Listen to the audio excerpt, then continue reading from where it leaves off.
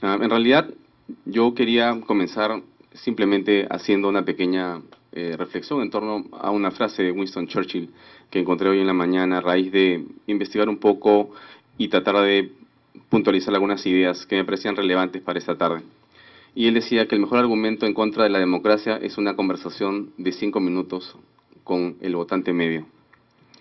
Y esta cita no es otra cosa que una reflexión en torno a aquello que puede ser efímero cuando hablamos, aquello que puede ser tan irrelevante cuando se habla de política, cuando se trata de interactuar con el pueblo, entre comillas, cuando lo que se quiere es establecer un diálogo y una comunicación entre, digamos, un legislador, un representante y los representados.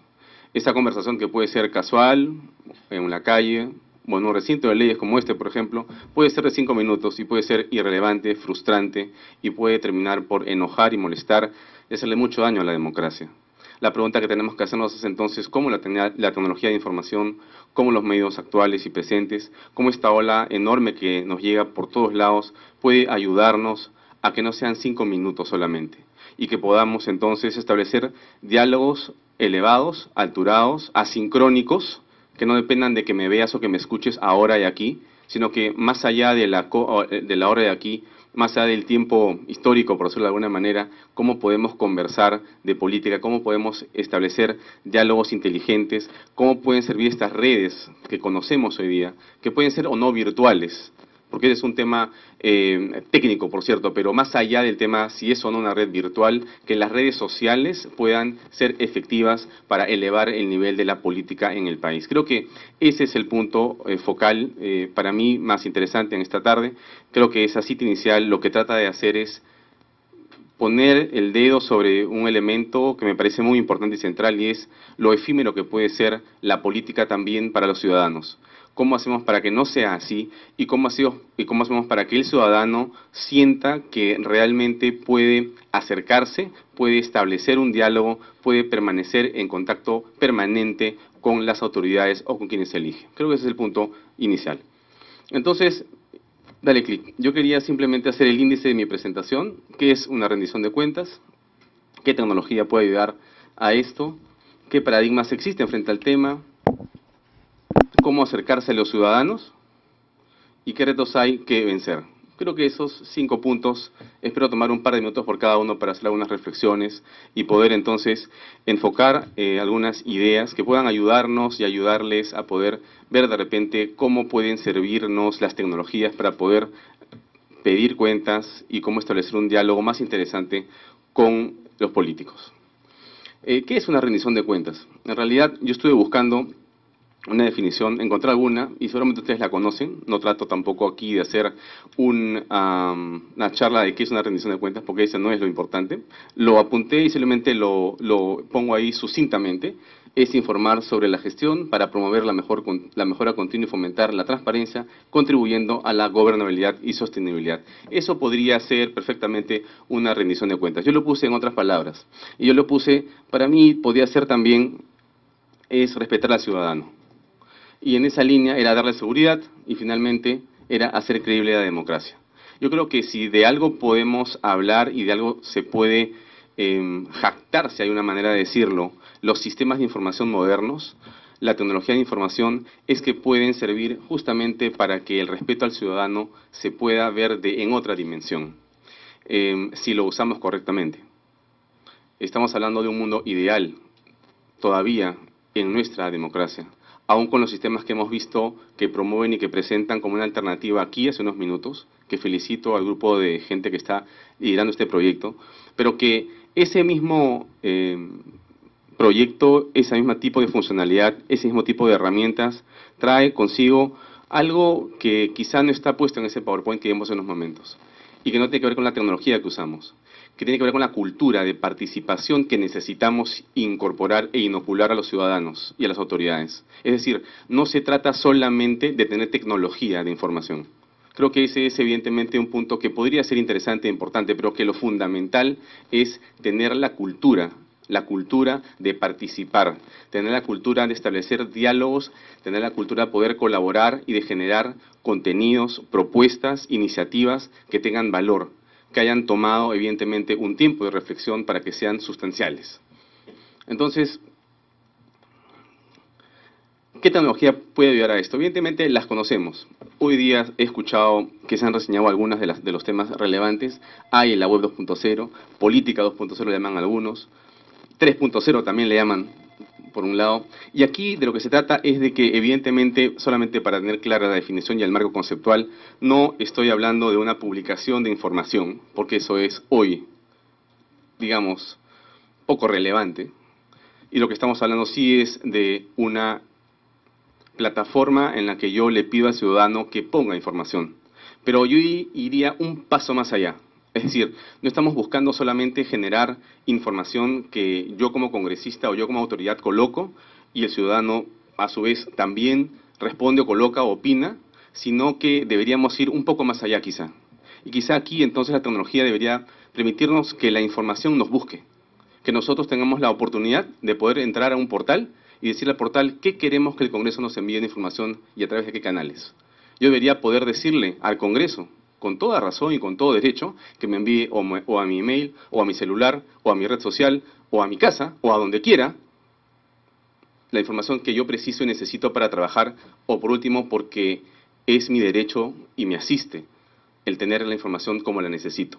Yo quisiera saber por email cuántos proyectos de ley hay todos los meses. ¿De qué congresistas? ¿Cuántas horas han faltado? ¿A dónde viajaron? ¿Cuánto ganan? ¿Cuánto gastaron en viajes? Y no tendría que hacer ninguna cuestión de Estado nadie para pedirme, para dármelo. Bastaría que yo entre al portal, marque la información que quiero y esa información debería llegar hacia mí como debería ser en el canal que yo quisiera. Eso sería de alguna manera poner la información al servicio del ciudadano. Hacer lo que decía en la primera filmina, que era tratar de hacer que la democracia sea más creíble. Sería una forma interesante de poder aproximarnos a usar los medios de comunicación de esta tecnología de manera interesante y eficiente. Hay un 30% de penetración hoy día, aproximadamente, que tienen correo electrónico. Hay todavía cifras por discutir, pero esa es una cifra aproximada. Y una tercera parte de la población en el Perú que está más o menos conectada usando Internet, un poquito más o un poquito menos. De ellos, casi 3 millones y 3.2 millones son usuarios de Facebook. Pero hay una telefonía celular que es muy importante y que si algo vale la pena reflexionar es que si no todos estamos en Internet, todos sí tenemos por lo menos una cuenta telefónica. Y en este recinto donde nos encontramos, de hecho, si les pido quién tiene más de un teléfono celular en la mano, pero aquí cerca tengo varios ya, por usuario, y entonces todos dirán que tienen por lo menos uno, y de hecho dos, por ahí seguramente tres. Bueno, cuatro ya es un poco extraño, pero de todas maneras lo que quiero decir es que hay muchos teléfonos en la sociedad, muchos teléfonos en la comunidad, muchos teléfonos y muchas conexiones. La pregunta es, ¿estamos entendiendo que ese es un canal válido e importante? ¿Estamos construyendo plataformas para que el teléfono celular sea una herramienta de estar presente y en contacto con la ciudadanía para hacerles llegar información? Ese es un tema que trasciende evidentemente las barreras geográficas en el Perú. Selva, costa, donde sea que esté, casi hay celulares en todas partes. Podría no haber internet, aunque el nivel de penetración aumenta, ¿no? Pero podría no haber internet, pero lo que sea es teléfono celular. Entonces ahí hay un tema para visualizar y para pensar, ¿no es cierto? La siguiente. Los paradigmas que existen es, por supuesto, nadie hace política por internet. Eso decía Hillary Clinton y John McCain, los perdedores de la elección de la elección pasada en Estados Unidos. Ambos perdieron y le ganó Obama, que creyó en las redes sociales y en los medios. No ganó, evidentemente, porque usó las redes sociales, eso es claro.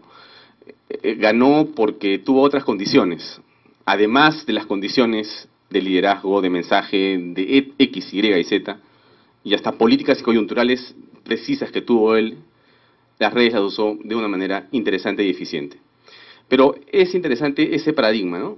Que siempre hay muchos que dicen las redes sociales per se no sirven, ¿no? No tienen realmente valor en política, ¿no? No se puede estar pensando que se puede hacer algo sobre las redes sociales porque la gente no está dispuesta a hacer nada importante.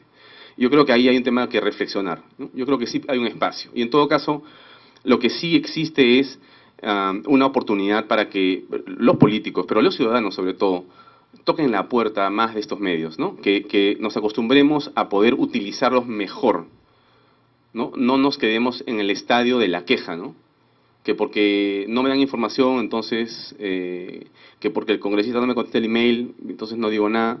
¿Por qué no construimos, utilizamos lo que hay de tecnología para crear mis propios medios de presión virtual, ¿no? Para comenzar con el tema. El segundo paradigma tiene que ver con que un fan no es un voto. Para hablar de redes sociales, por ejemplo, ¿no? Con lo cual, evidentemente, esto más que un paradigma es una realidad, ¿no es cierto? Voy a hablar del caso de Mocus, pero bueno, ya, pues es un poco aburrido a estas alturas, ¿no? Que Mocus tuvo miles de fans y que después no ganó, sí, pues ya eso lo sabemos todos. Que hay candidatas que tienen de repente hoy decenas de miles de fans en las municipales y que puede ser que no ganen. Y hay otras, o están primeras, o hay otros candidatos presidenciales que no tienen fans, pero que están primero en las encuestas nacionales. Y que es curioso. Son interesantes formas de ver algo que es un fenómeno, que hay que entender.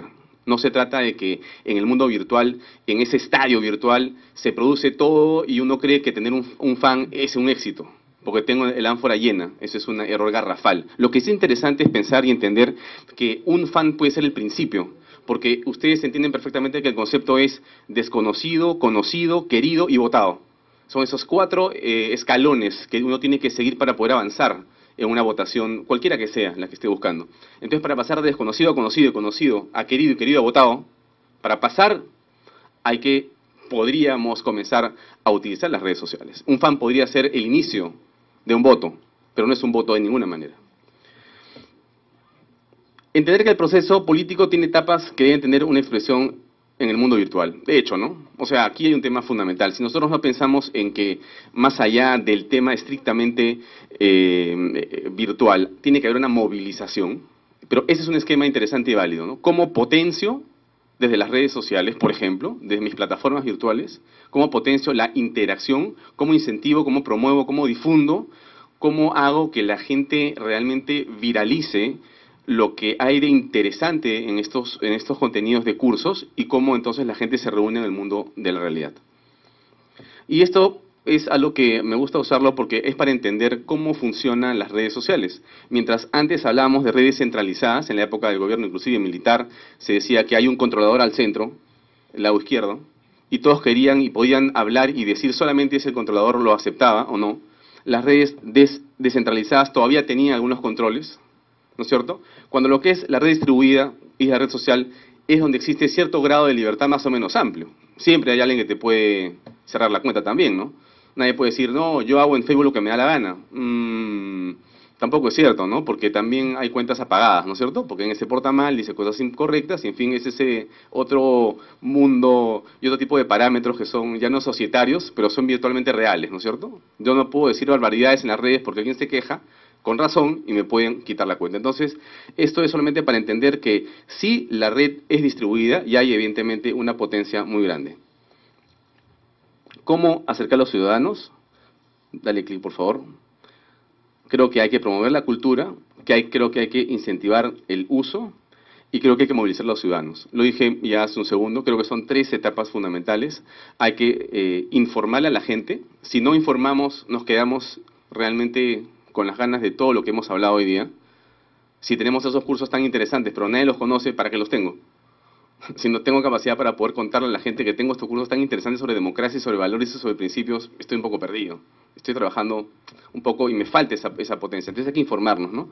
Para incentivar ese uso y para movilizarlos en los cursos reales, ¿no? Que es lo fundamental. Creo que hay que básicamente vencer la accesibilidad por múltiples medios, creo que es un tema fundamental, y creo finalmente que hay que dar honestidad de información. Creo que ese es el tema más importante cuando hablamos de este tipo de tecnología. Si nosotros podemos darle a las personas algún tipo de consejo o reflexión, si podemos invitarlos a pensar en la democracia y cómo nos puede ser útil a todos o mejor, creo que si hablamos de honestidad en la información, creo que ahí hay un tema fundamental y esencial. Cuanto más honestos seamos, cuanto los políticos sean más honestos con las personas, creo que estamos cerrando un puente, cerrando una brecha que hoy yo siento que existe. Creo que hoy los que estamos a pie en la calle sentimos que este edificio es un edificio que no nos pertenece, que es como de un grupo de personas que se lo ha apoderado y que no es nuestro. Y eso tiene que cerrarse, porque eso le hace daño a una democracia que quiere ser sólida. Una última reflexión, y es simplemente regresar al tema. Creo que no hay que dar 5 minutos, sino hay que dejar las cosas escritas para que queden ahí, para poder reflexionarlas y pensarlas. Eso es todo. Muchas gracias.